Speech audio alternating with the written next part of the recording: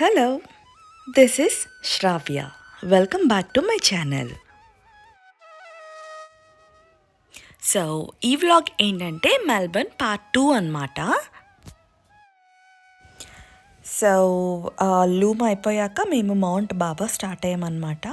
అది సిటీ నుంచి 3 to 4 hours drive అనమాట. సో మధ్యలో ఇలా ట్రైన్ కనిపించి స్టాప్ చేసాము. ఇది వచ్చేసి నూజీ హెరిటేజ్ సెంటర్. దీని హిస్టరీ ఏంటంటే నూజీ అనేది ఒక స్మాల్ విలేజ్ అంట. ఆ విలేజ్లో ఒక రైల్వే స్టేషన్ ఉండేది. అందులో ట్రైన్స్ నూజీలో టింబర్ ఇంపోర్టెంట్ ఎక్స్పోర్ట్ చేసేవంట రైల్స్లో.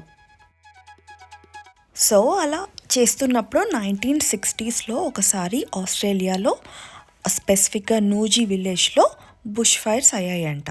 బుష్ ఫైర్స్ అయినప్పుడు మొత్తం ఆ రైల్వే స్టేషన్ అంతా కాలిపోయి చిన్న కనిపించే బ్రిడ్జ్ మాత్రమే మిగిలిందంట. సో ఆ మిగిలిన బ్రిడ్జ్ మీద ట్రైన్ పెట్టి అది టూరిస్ట్ కింద ఓపెన్ చేశారు. అది వచ్చేసి దీని హిస్టరీ అనమాట.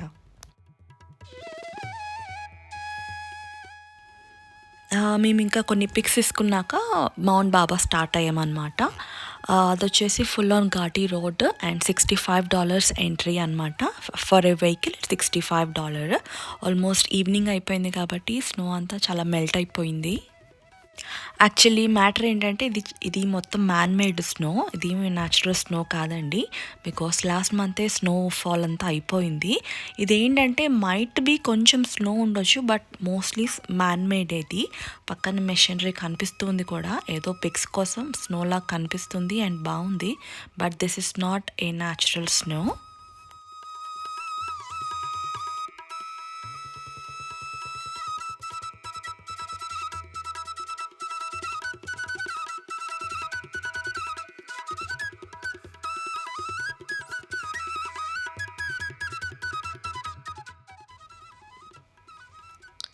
స్నో న్యాచురల్ అయినా మ్యాన్ మేడ్ అయినా స్నోనే అండి. దాని బ్యూటీ ఈస్ కంప్లీట్లీ యూనిక్నెస్. నేను ఆల్రెడీ ఇండియాలో స్నో చూశాను. హిమాలయాస్, కులు మనాలి అండ్ షిమ్లా వెళ్ళాను. This trip is exclusively for Aishu అనమాట. ఐషు ఎప్పుడు స్నోఫాల్ చూడలేదు. సో దానికోసమనే మేము స్నో ప్లేస్కి తీసుకొచ్చాము. బట్ చాలా ఎంజాయ్ చేసింది. అది చిన్న స్నోమ్యాన్ చేసింది. అక్కడేమో మాకు రాళ్ళు దొరకలేదు ఐస్ పెట్టడానికి. ఇంకా మా కజిన్ ఏదో చేసి అక్కడ 2 ఐస్ పెట్టాడనమాట. ఇంకా యాజ్ యూజువల్ మనకి ట్రిప్ అంటే ఫొటోస్ ఉండాలి. That is very very must and mandatory. So చాలా పిక్స్ దిగాము అండ్ చాలాసేపు ఆడుకున్నాము. అండ్ చెప్పాను కదా, ఆల్మోస్ట్ 4:30 అయిపోయింది. ఎక్కువ మంది ఏమీ లేరు. లిటరల్లీ చెప్పాలంటే మా కార్ తప్ప ఎవరి కారు లేదు. సో మేము అక్కడ ఒక ½ an hour కన్నా ఎక్కువ స్పెండ్ చేయలేదు, బట్ మేము రిటర్న్ అయిపోయాము.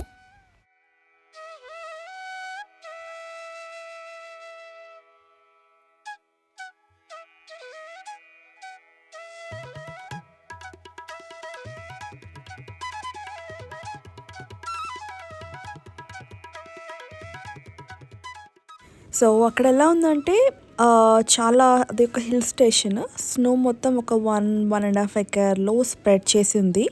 సో యూజువలీ అది స్కీయింగ్కి యూస్ చేస్తారంట. లైక్ ఎప్పుడైనా టూరిస్ట్ వచ్చినప్పుడు లైక్ ఓన్లీ ఫర్ స్కీయింగ్కి యూస్ చేస్తారంట. అండ్ అక్కడ బ్లూ కలర్ 2 మెషిన్స్ కనిపిస్తున్నాయి కదా, అవి స్నో చేసే మెషిన్స్. సో నాకైతే చాలా వర్త్ అనిపించింది. Might be it's a man made, but చాలా వర్త్. ఐషు బాగా ఎంజాయ్ చేసింది అనమాట. సో అది ఎప్పుడూ స్నో చూడలేదు కదా, చాలా ఎంజాయ్ చేసింది.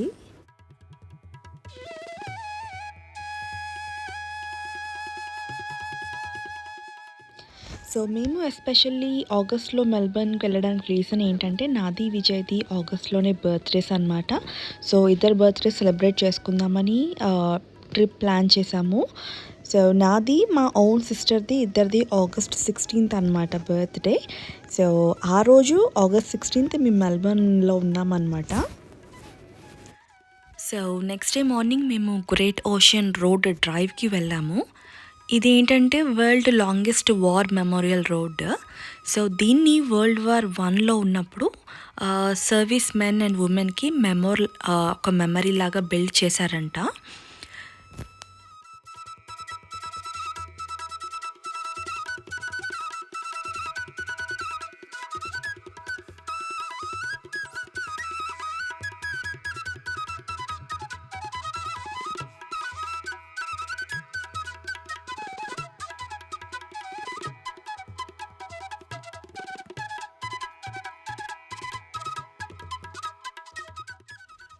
సో నెక్స్ట్ అలా కొన్ని పిక్స్ తీసుకున్నాక ఇంకా మళ్ళీ స్టార్ట్ అయ్యామన్నమాట.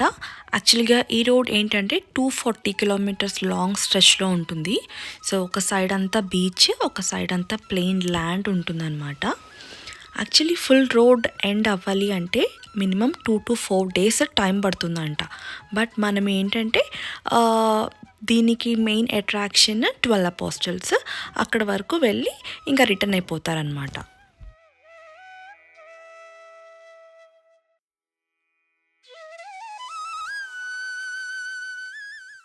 సో చెప్పాను కదా, ఇవి 12 అపోస్టల్స్. ఇవి ఏంటంటే కొన్ని extreme weather conditions and ocean waves వల్ల ఇలా స్టాండింగ్ రాక్స్ లాగా తయారయ్యాయి అన్నమాట. ఇవి ఏంటంటే అరౌండ్ లైక్ 150 feet హైలో ఉంటాయి. సో అంతే, ఇంక అంతకన్నా ఏమీ లేదు అక్కడ చూడ్డానికి. ఇంకా వెంటనే రిటర్న్ అయిపోయామన్నమాట. బికాస్ మళ్ళీ అక్కడ నుంచి మెల్బర్న్ మినిమం 4 hours పడుతుంది. సో అంతే, ఆ డే అలా అయిపోయింది.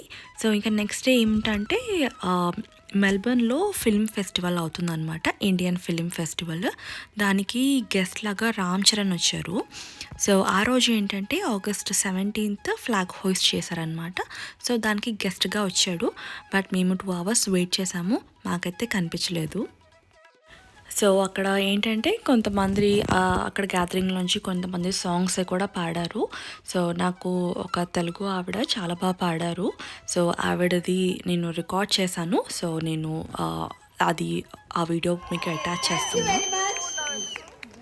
నేను నా దేశం పవిత్ర భారతదేశం, నేను నా దేశం పవిత్ర భారతదేశం, సాటి లేనిది ధీటురానిది శాంతికి నిలయం మన దేశం, సాటి లేనిది ధీటురానిది శాంతికి నిలయం మన దేశం, నేను నా దేశం పవిత్ర భారతదేశం.